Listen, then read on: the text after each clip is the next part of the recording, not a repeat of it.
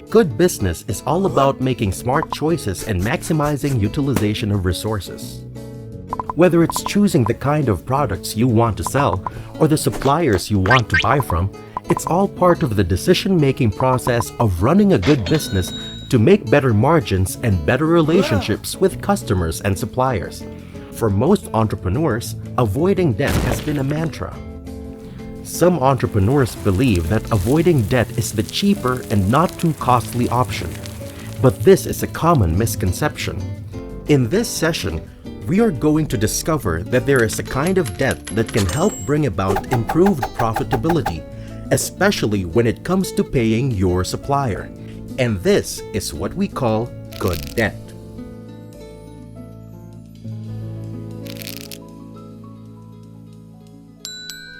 Purchasing inventory is essential for any business, specifically the trading business. This is why many entrepreneurs rely on what is known as supplier's credit. There's a common misconception. Supplier's credit apparently doesn't have any interest rate, but in fact, there is an interest rate. In a recent survey conducted, 70% of entrepreneurs use supplier's credit. Of these entrepreneurs, 36% use 30-day credit terms.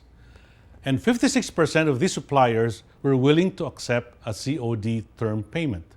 Suppliers are willing to give 1 to 20% cash discount when they are offered COD. Some entrepreneurs are not aware that these discounts are available for COD payments. To help us understand how an entrepreneur can work on this, we have with us Ms. Presi Ko of New JPC Marketing. Thank you for coming, Ma'am Presi. Thank you din po. Sabi sa akin ng marami, meron daw kayong negosyo, entrepreneur daw po kayo. Opo. Nagsimula po kami 1990 retail. Sa retail kami, basic commodities. Distributorship program dito sa Pilipinas, we were offered by one multinational company to distribute their program. So this parang trading po yan. Opo. Kumukuha kayo sa isang supplier at ngayon dinidistribute nyo sa retail area. Parang Opo. kayo yung nasa gitna. Pag ganun, yung supplier nyo, binibigyan kayo ng supplier credit. Opo.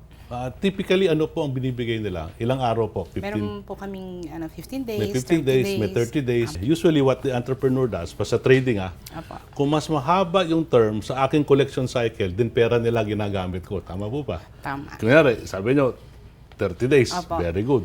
Tapos naibenta nyo at nakolekta nyo in 15 days, di may 15 days kayong hawak yung pera nila. Opo, Pinapaikot. para paikotin. Tama po yun. Ngayon, if you are given 15 to 30 days credit, sinubukan nyo na bang magtanong kung magbayad ako ng cash, magkano po diskwento?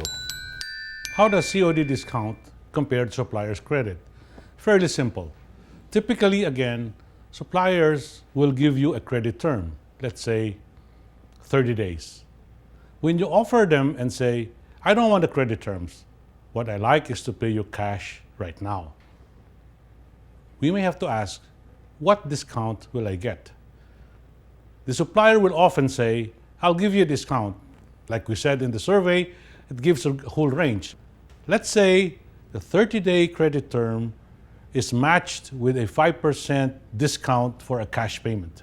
This only means that you have an interest rate of 5% per 30 days or per month. So therefore, supplier's credit is not without interest rate. It has an imputed interest rate.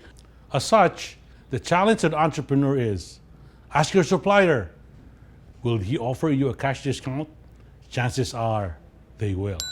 Because of this, we now know that you can save a substantial amount of money by paying for your inventory upfront, and that, when you think about it, is less expensive than relying on supplier's credit. But even if you wanted to pay your suppliers upfront, where would you get the money? Not all entrepreneurs have the cash to avail of this attractive offer of COD from their supplier. But let me tell you this, there's another misconception you have to worry about. They think bank interest rates are too high, so entrepreneurs would rather get supplier's credit.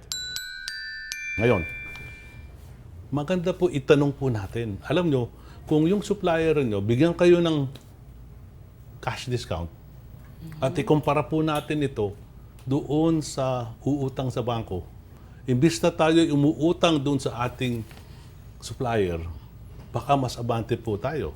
Example, kung bigyan kayo ng suppliers nyo na lang, Apa. 1% cash discount sa 30 days. Di ba? Hindi mahirap isipin yun, ano? Apa. O, hindi mahirap isipin yun. 12% na per annum yun. Tama, 12% per annum. Kung makautang tayo sa bangko at 8%, may 4%. Saan pupunta Kaya yung nga 4%? po, opo. Where will the 4% go? Bottom line na yun. At pang dividendo. Let me go back and do some calculation with you. Let's say the 30-day credit term is matched with a 5% discount for a cash payment. This means 5% per month. Or, converting it to per annum, this is 60% per annum. Let's take a look at these options. If we borrow from the bank, all right, what's going to happen? We're going to borrow at an interest rate, let's say, of 8%. The difference between the 8% and your type of loan will give you a hefty contribution to your bottom line of the difference between 60% and 8%.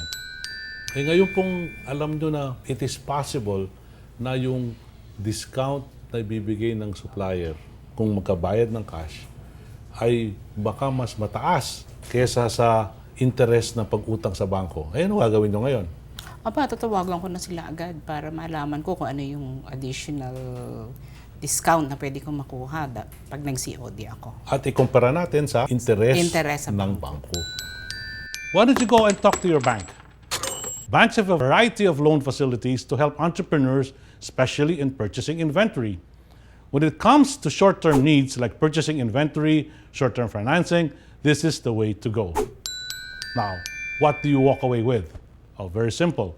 If supplier's discount is greater, than the bank loan interest rate, borrow from the bank, get your money, avail for the cash on delivery offered by your supplier, and let the rest of the money interest rate difference go to your bottom line. This is good debt. For your inventory financing requirements, apply for a BDO Small Business Loan SME Ready Check. Visit your nearest BDO branch or call 02-631-8000. You can also text BDO Loans to 2256 or visit www.bdo.com.ph for more details.